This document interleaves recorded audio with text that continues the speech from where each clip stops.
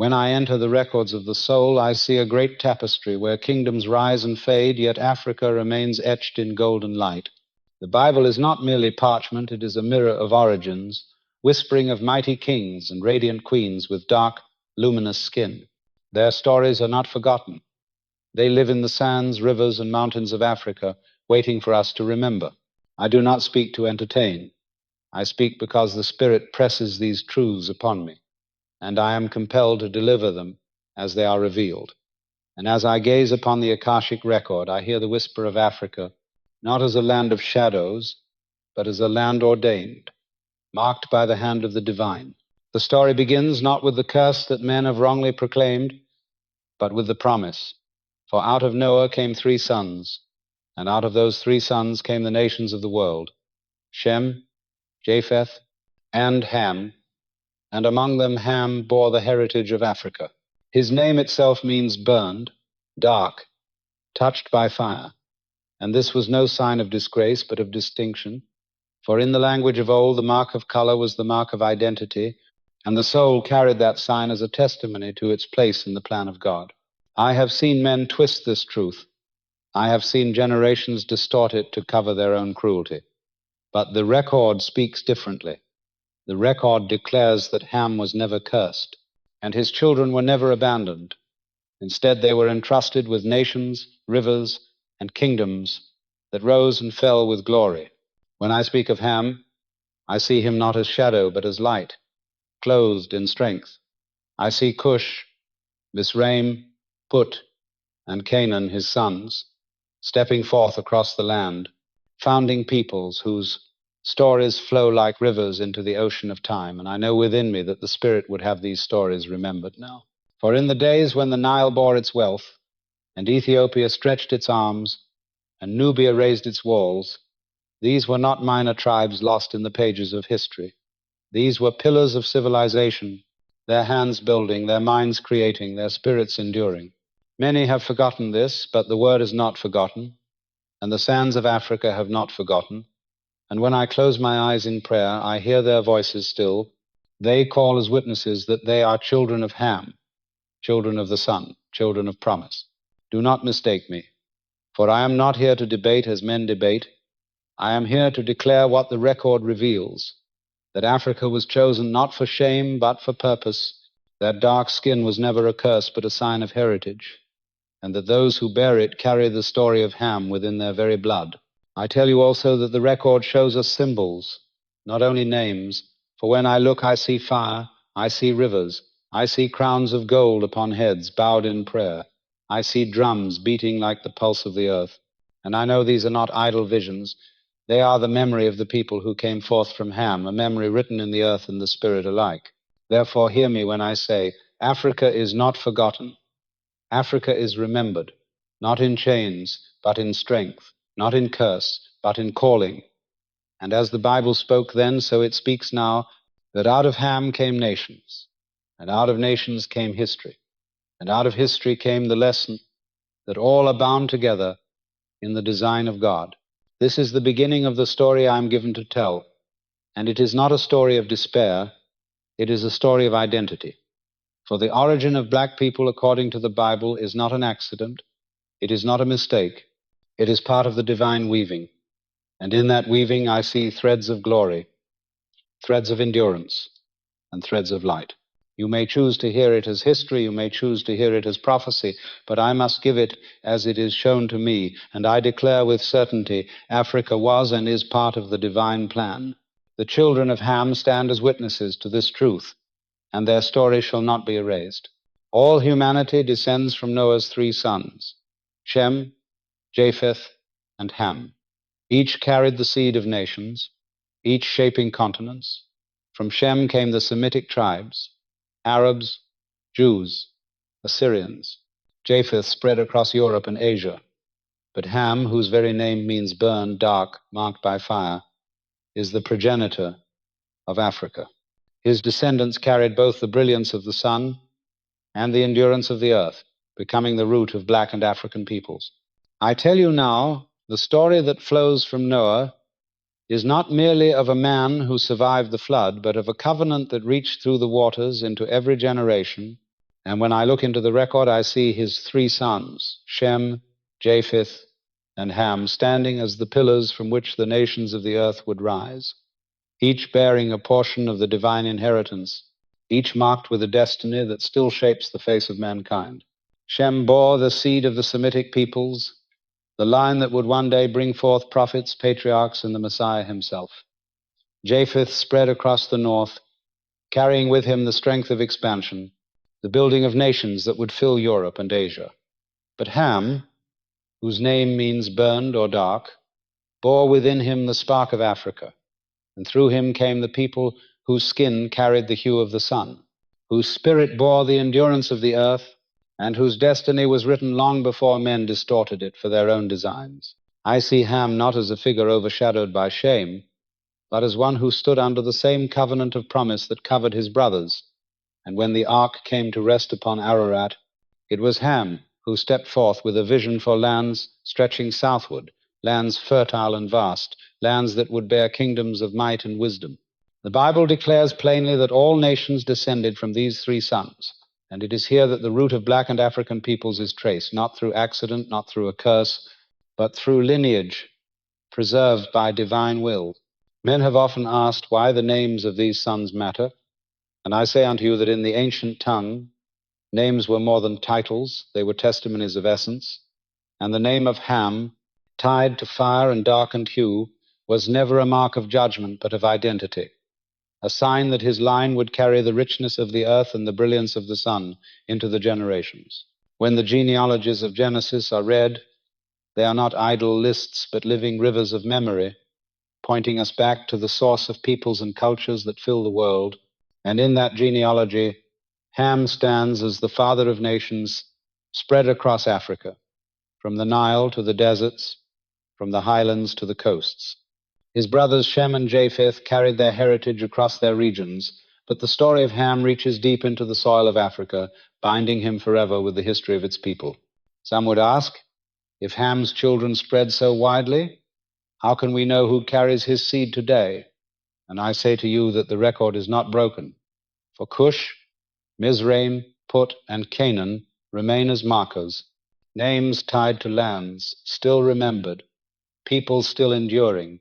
Cush gave rise to Ethiopia, Nubia, and the ancient kingdom whose pyramids still pierce the sky. Misraim is Egypt, land of the Nile, land of wisdom and hidden mysteries. Put is Libya, father of clans who hunted the deserts and guarded the coasts. Canaan is both land and people, remembered in Scripture for their place in the story of Israel, yet still sons of Ham whose destiny was intertwined with his. From these four sprang countless tribes, cultures, and nations, and though time and migration spread them far, their root remains in Ham, whose name is forever linked with Africa. I tell you also that in the spiritual record I see this division not as a scattering of accident, but as a design. For Shem, Japheth, and Ham together complete the circle of humanity, each carrying a gift, each bearing a witness, and together showing that no nation stands apart from the divine plan. Ham's portion was Africa, a land of rivers and mountains, deserts and kingdoms, a land filled with treasures of earth and treasures of spirit. And though men in later ages would enslave and despise its people, the truth stands that their origin was noble, their inheritance divine, and their story interwoven with Scripture itself. In visions I see Ham's sons setting forth from the ark, their steps carrying them southward, their voices lifted in tongues ancient and strong, their hearts carrying the fire of survival that would become the fire of nations. And I know within me that what the Bible records is not mere history but prophecy, for the peoples of Ham would stand as a living testimony to endurance, to survival, and to the light of God shining in dark places. Therefore let it be said without wavering, Ham was not cursed, his children were not abandoned, his line was not broken. Instead, he was entrusted with a heritage that would stretch across centuries, a heritage that still cries out in the blood of Africans today, reminding us that they too are children of Noah, children of the covenant, children of the promise that God made to all flesh upon the earth after the flood. This is why the Bible begins with genealogy. This is why it tells us not only of kings and prophets, but of fathers and sons, for in those names lie the roots of nations, and in Ham's name lies the root of Africa. Do not mistake the silence of history for absence, for the record in spirit declares it plainly. Black and African peoples did not emerge from a curse, but from a covenant. They did not rise from shame, but from lineage. And when we remember Ham rightly, we restore dignity to those whom men have tried to erase. This is the second part of the story, and it is given to me to declare it with clarity. For in the eyes of the Lord every nation is remembered, every people is written, and the sons of Ham are no less part of the divine tapestry than the sons of Shem and Japheth. The name Ham is more than a title, it is a declaration. For in the tongues of the ancients it meant burned, dark, or marked by fire. And this single word carried within it both identity and prophecy, not as shame but as sign, not as condemnation but as confirmation, that the line of Ham would bear the imprint of the sun and the endurance of the earth. And when the scribes of Israel wrote of him in their sacred record, they did not hide the association. They tied Ham to Africa, to Egypt, to Cush, to the lands where the rivers carve valleys of life, to the deserts where caravans passed for centuries, to the mountains where the drums of kings echoed through history. In Psalm 78, the tents of Ham are remembered. In Genesis 10, the children of Ham are named. And in the language of Hebrew and Aramaic, his name is forever linked with darkened hue. Yet in the record of the Spirit, I see that this was no accident of skin, but a divine marker, a testimony written into flesh itself, that this lineage would carry resilience, creativity, and sacred inheritance. Men who twist the scripture have long tried to take this name and burden it with lies, but when I read the truth as it appears before me, I know that Ham's identity was never a curse. It was a calling, and his descendants were not chained to disgrace, but entrusted with nations, with knowledge, and with a heritage that spread wide across Africa and beyond. Consider Cush, firstborn of Ham, whose children became the Ethiopians and Nubians, builders of kingdoms along the Nile, makers of temples that still rise from the sands, warriors whose names were feared even in distant Babylon. And through his seed Nimrod arose, the mighty hunter who built cities and defied God, yet even his rebellion could not erase the dignity of the people from whom he came. Consider Misraim, second son of Ham, father of Egypt, whose name became synonymous with the land of the Pharaohs, a land where wisdom was carved in stone, where mysteries of mathematics, astronomy, and medicine were guarded in temples and pyramids, where the very name Mizar endures even today in the tongues of Semitic peoples as a synonym for Egypt, proof that the memory of Ham's children has never faded. Consider Put, the son who gave rise to Libya and the hunters of the desert, men who lived close to the land, who traced the stars in silence and moved like shadows across the wilderness, their heritage still remembered in the clans that bear his name.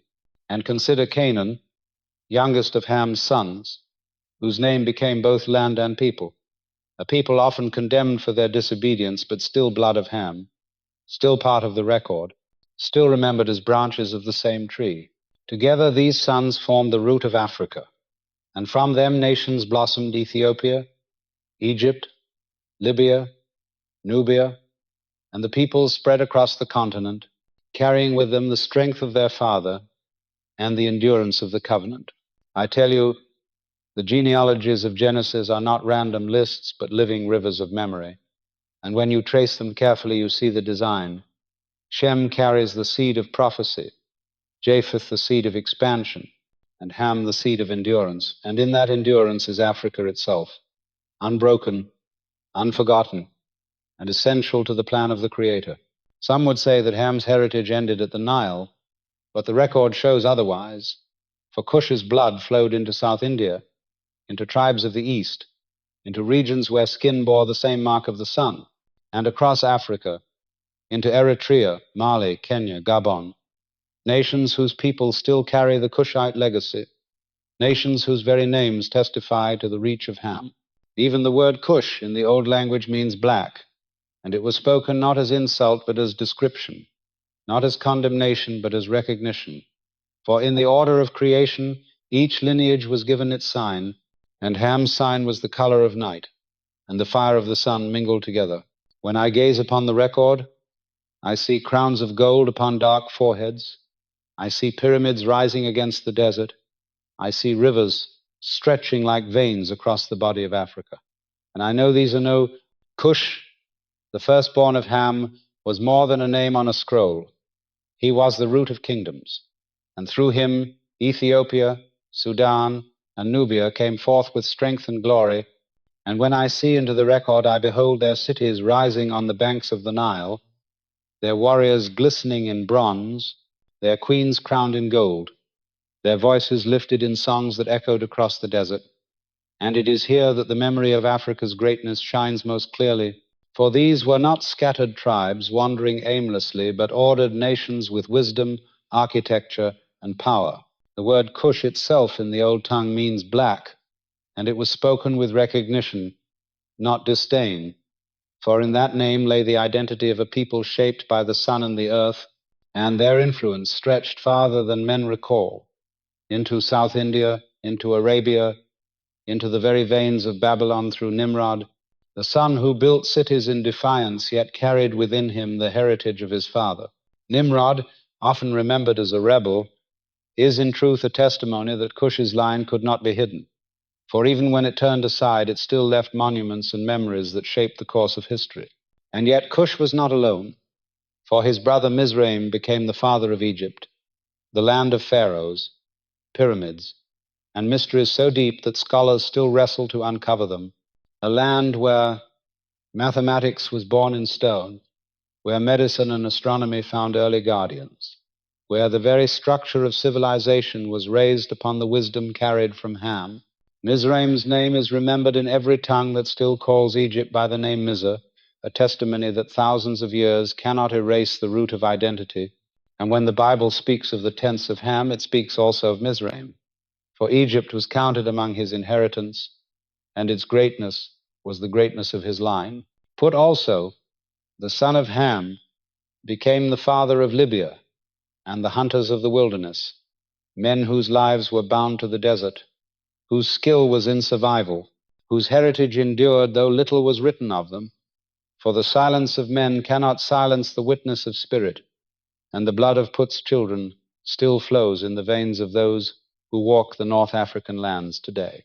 Then came Canaan, the youngest son, whose name was given to both people and place, remembered often for rebellion, but still bearing the seed of Ham.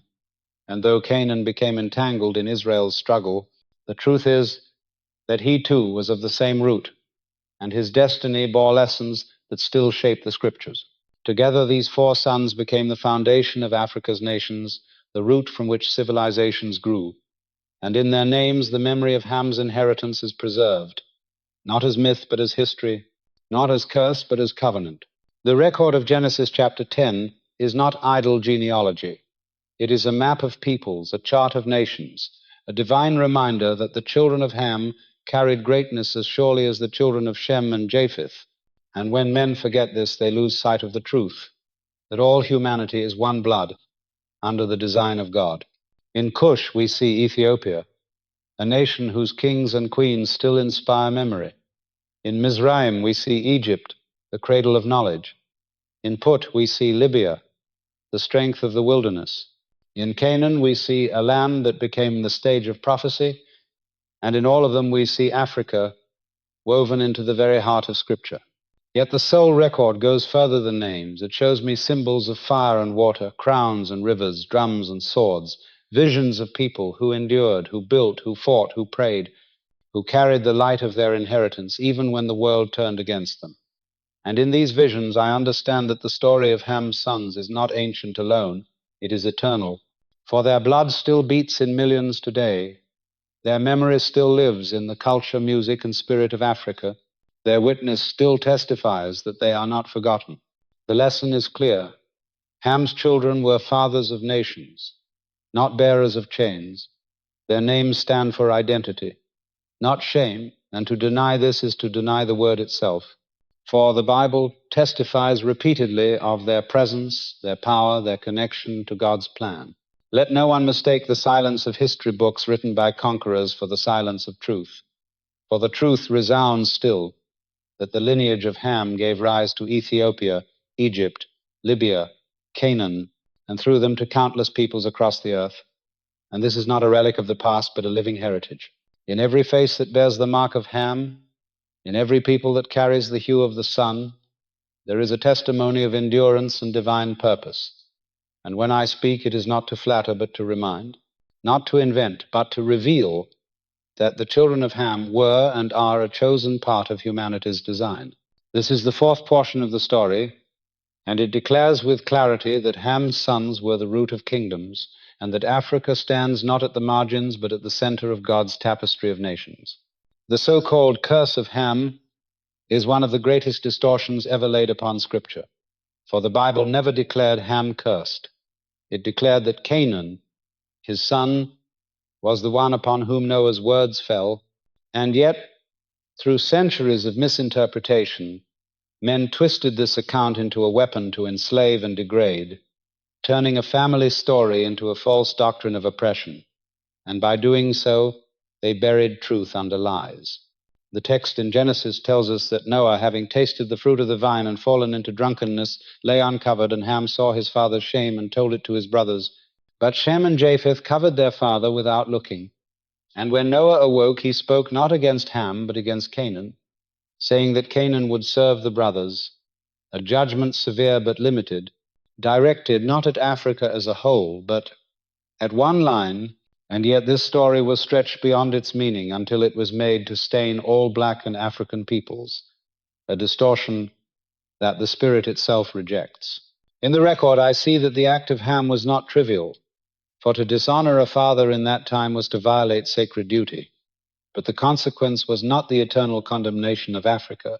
It was the rebuke of a single household, and even this rebuke was later absorbed into the larger plan of nations and redemption. For no curse spoken by man can overturn the covenant of God. The sons of Ham, Cush, Misraim, Put, and Canaan, all rose to found peoples and kingdoms, and none of these bore the mark of eternal rejection.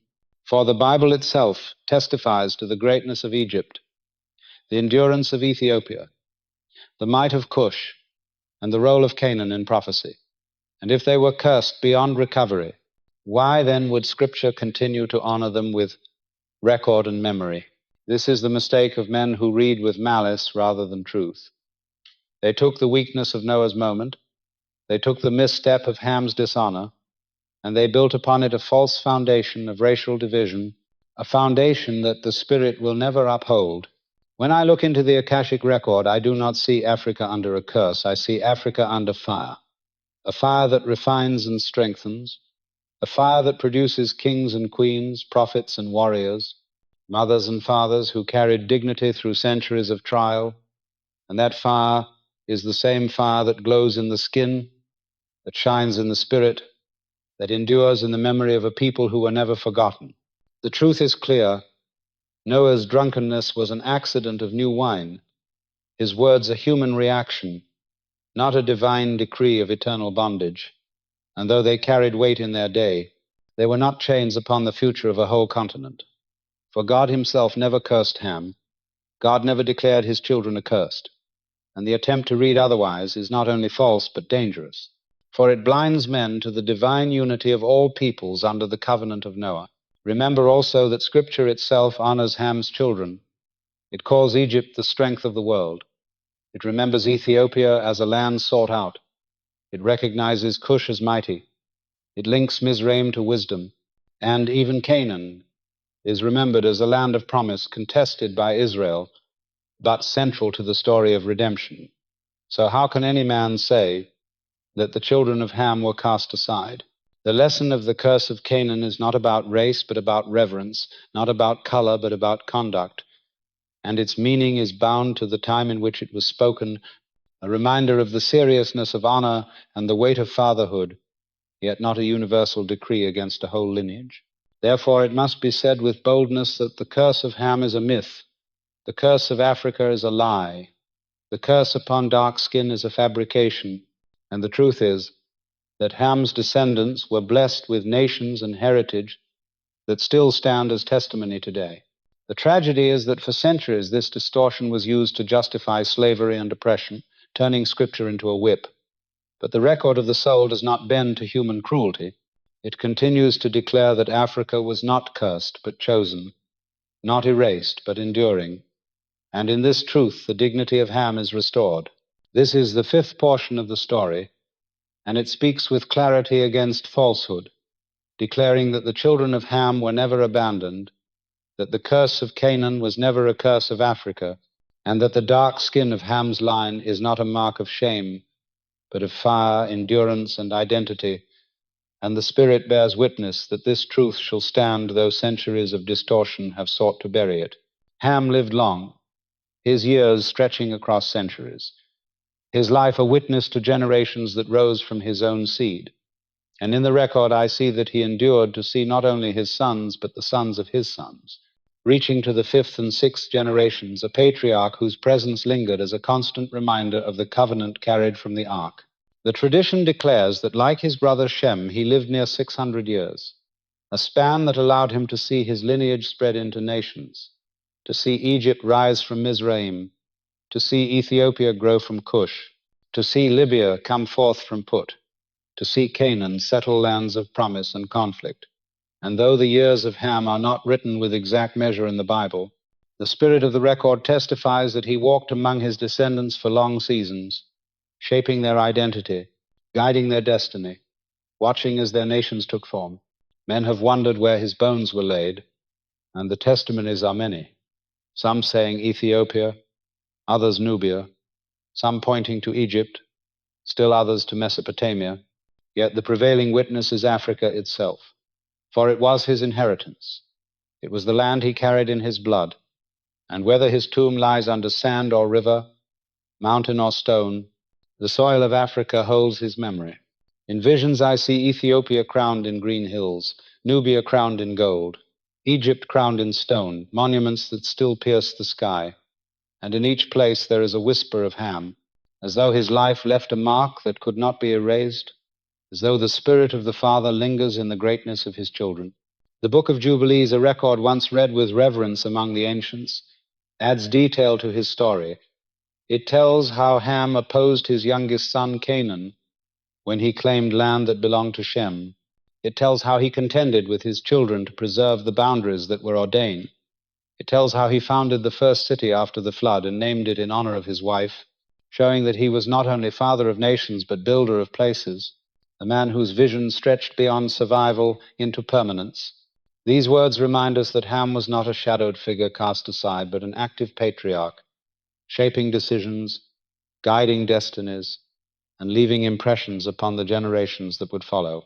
He was a man of resilience, and the length of his years was not merely in the number, but in the legacy. For through him the nations of Africa were established, through him the kingdoms of the Nile took root, through him the inheritance of dark-skinned peoples was preserved. The record also shows that though Ham lived under the same covenant as his brothers, his name was the one twisted by later ages, his story the one manipulated to justify cruelty, yet the truth of his life declares the opposite. It declares longevity, strength, and purpose. It declares that he was not a man erased, but a man remembered, not a patriarch of shame, but a patriarch of nations. The Spirit shows me that his burial was not in obscurity, for wherever his body was laid, the land itself became testimony. Ethiopia with its ancient churches carved into stone, Nubia with its pyramids less remembered than Egypt's yet still standing, Egypt with its monuments and mysteries that still baffle men. These lands all cry out that Ham's seed endured, that his presence remains woven into their very soil. And though men cannot point with certainty to his tomb, the truth is that his legacy is more enduring than any grave, for it lives in the people who still bear his likeness, in the cultures that still carry his memory, in the spirit that still burns in Africa. Ham's story, when read in truth, is not about disgrace, but about continuity, not about curse, but about heritage. And his long life is a symbol of that heritage, a witness that God sustained him to see what others could not, to see nations rise from his sons, to see the covenant preserved in his blood. This is the lesson of his legacy, that though forgotten by many historians, Though maligned by false doctrines, though hidden under centuries of distortion, Ham stands as father of Africa, his life long, his influence wide, his burial uncertain, but his impact undeniable.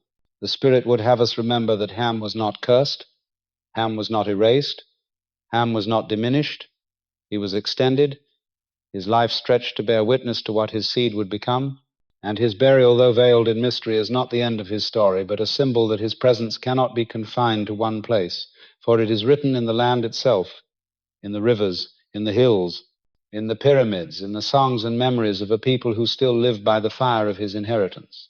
This is the sixth portion of the story, and it declares with clarity that Ham's life was long, his burial hidden, but his legacy eternal, and through him Africa stands not in shadow, but in light, not in curse, but in covenant, not in erasure, but in remembrance forever. When I open the record of the soul and let the visions rise before me, I see that the Bible is not the only witness to the story of Ham and his children, for beyond the sacred scrolls, there are voices that speak from the earth itself, from the stones, from the rivers, from the memory of tribes that have carried their story in song and word.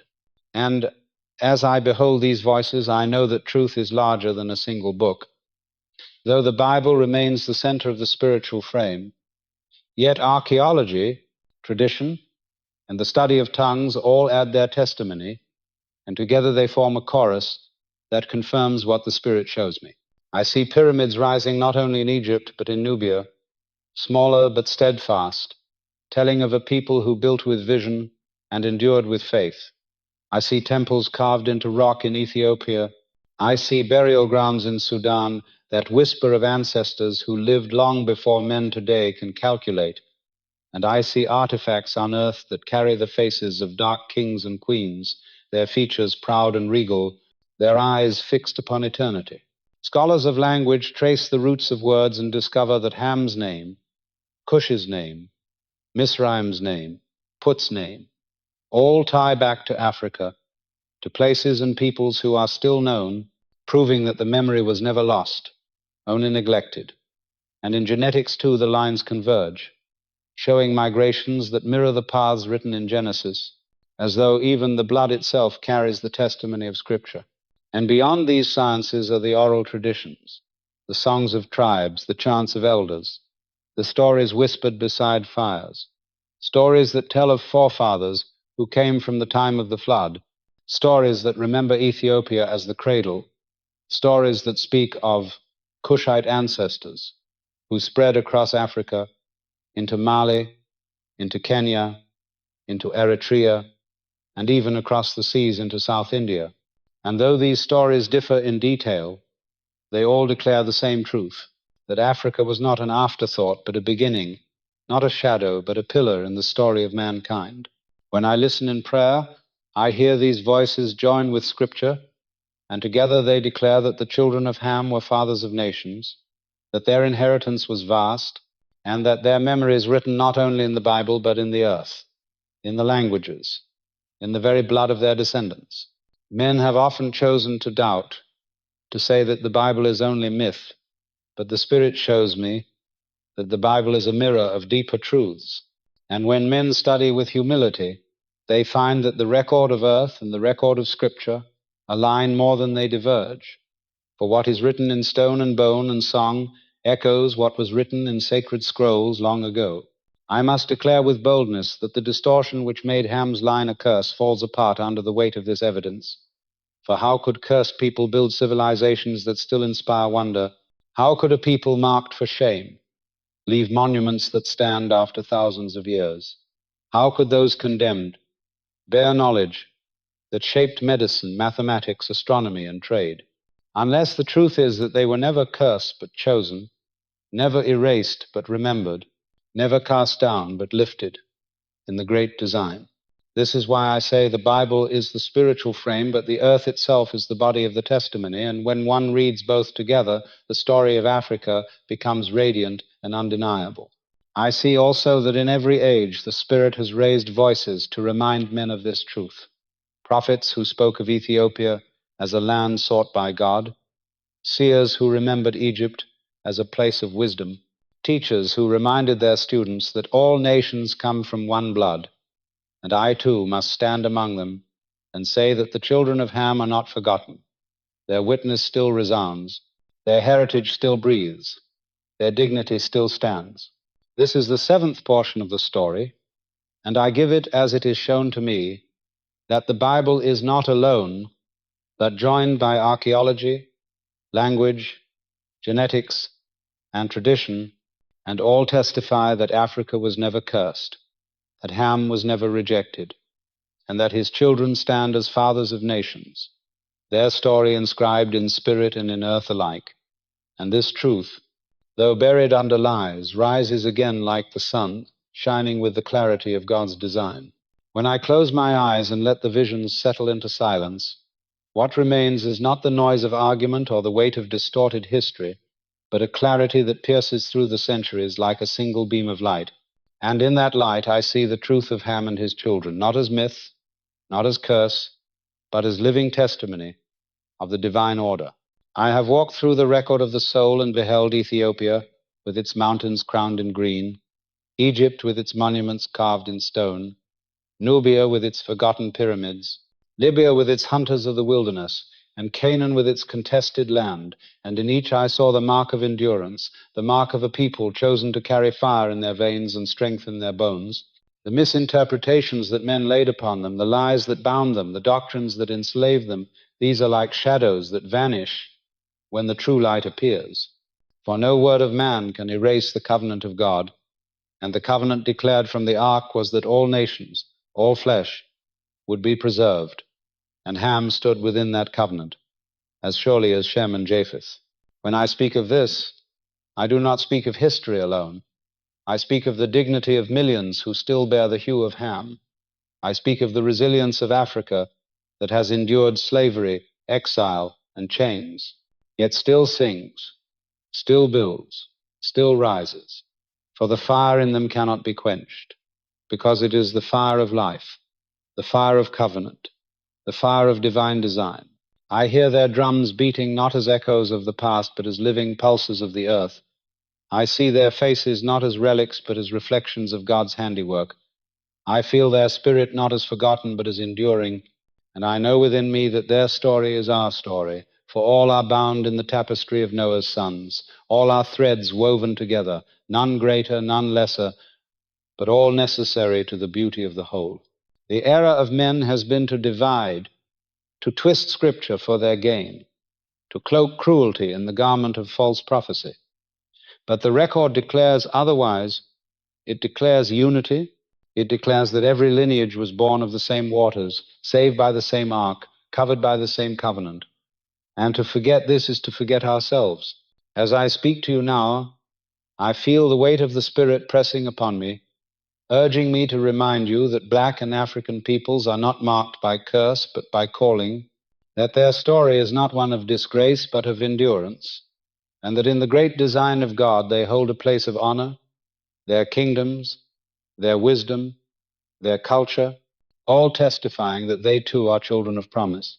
When the sands of time are brushed away and the monuments of stone remain, they cry out that Ham's line was mighty. When the rivers still flow in Africa's valleys, they whisper that Ham's inheritance endures. When the people still stand with resilience against centuries of oppression, they testify that no curse can erase what God has written. And so I leave you with this final reflection, that to see the children of Ham rightly is to see ourselves rightly. For we are bound together, and the dignity we deny another becomes the dignity we lose within ourselves. Remember, therefore, that Ham was not cursed, his children not abandoned, his name not erased, but his story is living still, carried in the people of Africa, shining in their skin, pulsing in their spirit, ringing in their songs, echoing in their prayers. This is the truth given to me in the record. This is the word I must speak, that Africa is not a shadow upon history, but a light within it, not a forgotten margin, but a central pillar, not a tale of shame, but a witness of divine endurance. Let this truth be your memory, let it be your correction, let it be your comfort.